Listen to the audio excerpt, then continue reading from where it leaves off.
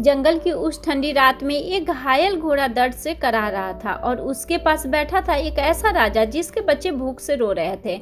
लेकिन उस राजा की आंखों में आंसू नहीं बल्कि आग थी, स्वाभिमान की आग। ये कहानी है मेवाड़ के महाराणा प्रताप जी की।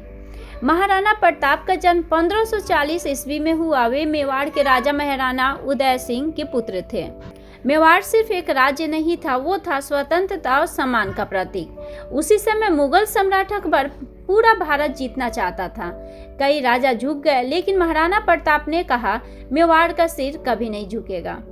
अकबर ने कई बार संदेश भेजे, राज्य, धन, सम्मान सब देने को तैयार था, बस एक बार झुकना था। लेकिन महाराणा प्रताप ने कहा मैं राज खो सकता हूँ पर आत्मसम्मान नहीं। यही वो फैसला था जिसने प्रताप को राजा से इतिहास का अमर नायक बना दिया।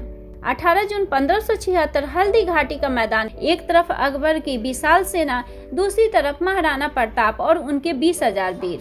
प्रताप का घोड़ा चेतक मानो युद्ध खुद लड़ रहा हो। युद्ध भयानक था, तलवारें टकराई, धरती लाल हो गई। युद्ध में चेतक पूरी तरह घायल हो गया, फिर भी उसने अपने राजा को बचाया और आखिरी छलांग लगाकर महाराणा प्रताप को सुरक्षित स्थान पर पहुंचा दिया।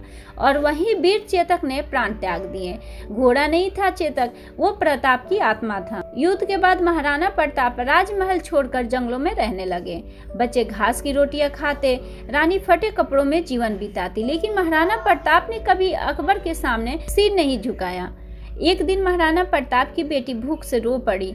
महाराणा की आंखों में आंसू आ गया, लेकिन उन्होंने कहा बेटी ये कष्ट कुछ समय का है, पर गुलामी की बेड़ियां पीढ़ियों को जन्म देती है। समय बदला, मेवाड़ के वीर फिर एकजुट हुए। महाराणा प्रताप ने अपने अधिकांश किले वापस जीत लिए।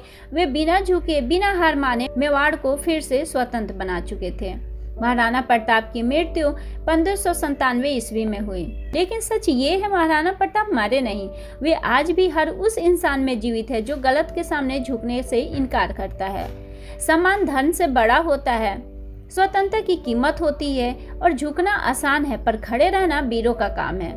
अगर आपको महाराणा प्रताप जी की ये कथा दिल को छू गई हो तो वीडियो को लाइक कीजिए और ऐसे ही वीर कथाओं के लिए हमारे चैनल से जुड़े रहें।